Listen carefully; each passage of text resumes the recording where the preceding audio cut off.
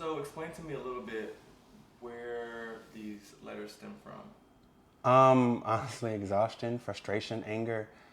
I think last year I had gotten to the point where I got tired of reading about our trauma in a way that I think was to serve our oppressors. And so what I mean is like, it's hard to find stories about us. I think anyone knows that. To find stories that explicitly center black LGBTQ plus folks is difficult because many of the black stories we tell when we talk about black lives, whatever that means, they're always cisgender and they're always heterosexual. The reverse is true. Anytime you find a queer or trans story, right, or LGBTQ plus, tell them let us, the LGBTQ plus story, they're always white. And so in a way, it's just like, damn, it's as if to those outside of our community, we don't exist. But I know that I'm real and that I exist and that I'm human and that you're human and we're human and we have blood that runs through our veins. And so I kept looking, motivated by that. I'm like, I'm gonna find myself. Like, you ain't gonna tell me I'm not here, I'm here. But I began finding stories that presented my whole life as a tragedy. It was always about how weak we were, how vulnerable, how miserable and helpless we were, the things that we went through, the challenges. And I think that's all important. But I just felt like most of it is written and presented in a way that isn't for me, that isn't for us. And so I'm like, we're worthy of more than just being written and spoken about. We're worthy of being spoken to. And so I became frustrated and really just tired, to be, quite honest, of engaging with stories that presented our lives as nothing but tragedies. And while I think it's very important to sort of make visible some of the things we face and tragedies we face, I think it's dangerous when you present our lives solely as tragedies, as if we have nothing more going on, as if there's no hope, no joy, no love, no happiness, no resistance. And I just don't think that's true. I know it's not true. And I want to be spoken to. I honestly want to pick up a letter or a something and be like, oh, they talking to me. Because if you were talking to me, I don't know that you would center my trauma. I don't know that you would need to explain things in this way and give definitions. We could just have dialogue about how we have come to know peace and joy and love. Because if I'm thinking about a 5-year-old me and what he did not need a story about here's all the shit that's gonna happen to you, your miserable life, your tragic life. What he needed was here are all the ways you can come to find joy and peace and love and happiness. And I think those things matter. I think it's important that we are always balancing the stories and pictures that are out there that are supposed to represent us and to make sure that, damn it, at least some of them, damn, if not one, is for us and to us.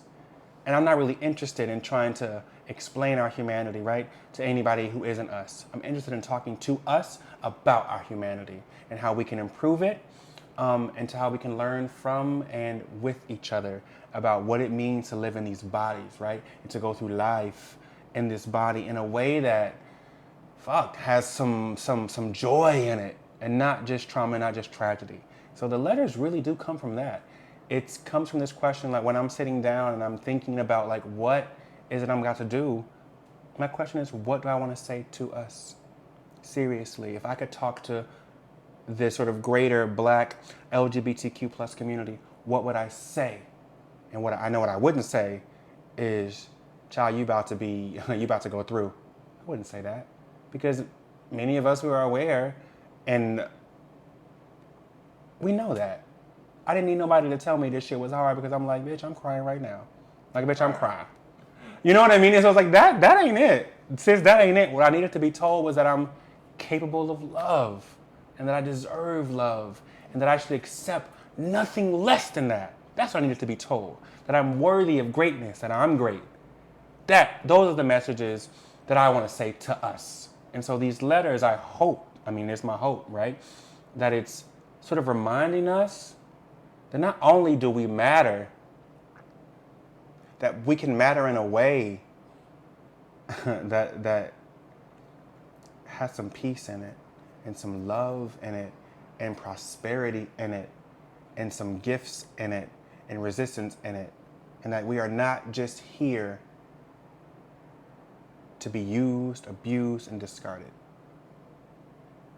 that we are here to take up space, to share, to love, to learn from, right?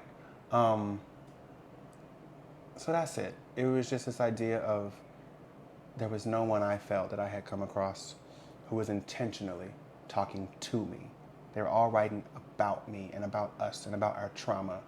Patiently waiting for my demise. Patiently waiting, child. In a way that explains, honestly, our trauma to those who are the source of it. Like, you over here writing about my story to help my torturer. Bitch, what about me? Do I not have any part in this joy, happiness, liberation, whatever? Like, it ain't gonna come from them because it hasn't. And so, can we stop centering them in our stories and in our narratives? Like, can we talk to us? They can go do what they do. They have serious problems, as Toni Morrison says, that they need to work on. And we can choose to help if we want to, but I know I don't have to. And anytime that we choose to engage them, oh, it's a gift to them. And that's how I want to move through life. And that's what I want to ultimately say to us, is that we can choose to live our lives. We don't have to be out here every single day explaining it, because that takes away. It's just like, I could be out here like chilling, running and gunning, or helping this person fucking see how what they're saying is oppressive. That shit takes energy and it's exhausting, and it's just not what we're here for. Like, nobody else has to do that shit. I'm not gonna do it either. I'm gonna live my life. Oh, that's what you think, boo? I'm gonna pay it and move on. And I'm gonna surround myself with us and with flowers because I deserve to breathe better. That's it. That's really it.